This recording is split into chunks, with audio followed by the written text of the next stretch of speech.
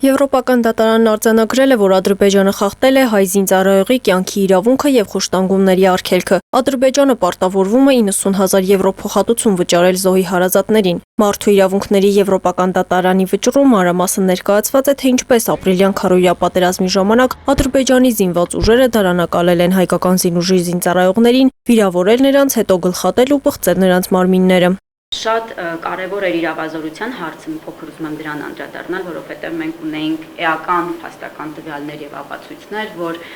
ադրբեջանցի զինծառայողները իրապես ներխուժել էին Թալիշ եւ իրականացրել էին ի լրումն այս հանցագործության նաեւ քաղաքացիական անձանց նկատմամբ ոճրագործություն, նրանց սպանություն եւ նաեւ մարմինների խեղում եւ դա փոխկապակցված հանցագործություն էր։ Եվրոպական դատարանը ընդունել է մեր բոլոր փաստարկները։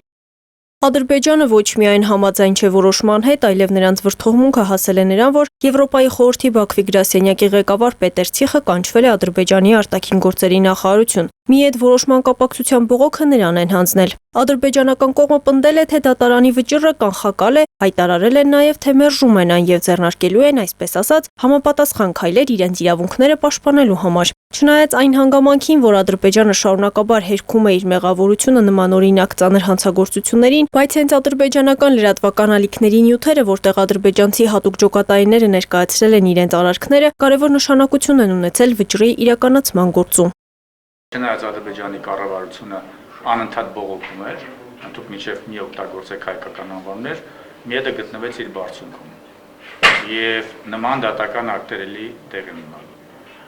Հիմա առաջինը դա է կարևորը, խնդրեմ հիշեք, որ սա պատմական փաստ է, որովհետեւ սա դատական ակտ է,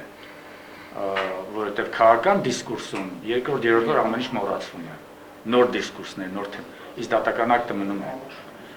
Հանրության շրջանում մասնագիտական ու լրագրողական համայնքում տրամաբանական հարց է առաջանում 2020 թվականի գործերի եւ արդեն իսկ ներկայացված միջպետական հայցերի ճակատագրի մասին։ Այն դեպքում, երբ անցած տարի ականատես եղանք խաղաղության համաձայնագրի նախաստորագրման, որը իր մեջ ներառում է վերջնական ստորագրումից մեկ ամիս հետո երկուստեք գանգատների եւ հայցերի հետ քաշում։ Իրավական հարցերով փորձագետ Հասմիկ Հարությունյանը պարզաբանեց, որ խաղաղության օրակարգը որևէ կերպ վիճարկման առարկա չի դառնում։ Արդարադատությունն ու խաղաղությունը այս համատեքստում միմյանց հակադիր հասկացություններ չեն։ Իրական արժանապատիվ եւ երկարատև խաղաղությունը պահանջում է տեղի ունեցած հատկապես նման կոպիտ միջազգային իրավունքի ներքո կոպիտ խախտումների արձանագրում, տուժողների խախտված իրավունքների ճանաչում եւ նաեւ վերականգնման եւ փոխհատուցման որոշակի մեխանիզմների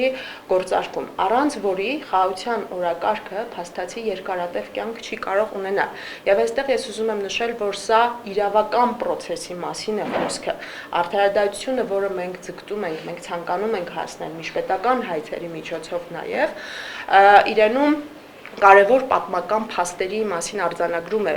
պարունակում։ Իրավունքի եւ կոնկրետ կյանքի խոշտանգումից զերծ մնալու իրավունքների պաշտպանության համար գործադրված մեխանիզմը փաստացի քաղաքական սնանկության մասին է արձանագրում։ Այսպես է կարծում փաստաբան Հայկուի Հարությունյանը։ Խաղաղության օրակարգի ջատագովության ժամանակ հաշվի չեն առնվում այն հանգամանքները, որոնք չեզոքացնում են իրավական պաշտպանության ռիսկերը եւ երկար ժամանակ պատերազմի գործողությունների հեղինակին եւ ագրեսիա հրահրողին քաղաքական մակարդակում պատշաճ արձագանքներ չեն արվում։ Իմ գնահատմամբ շատ լավ հնարավորություն է քաղաքական օրակարգը հարստացնելու համար եւ սա բացառիկ նույնիսկ թույլ տվեք ասել հնարավորություն է բոլոր առումներով։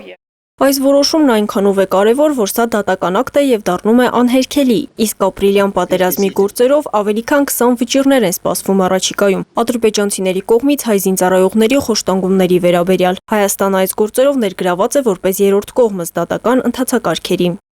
Մարինե Դվոյան, Լևոն Խաչատրյան, Հորիզոն։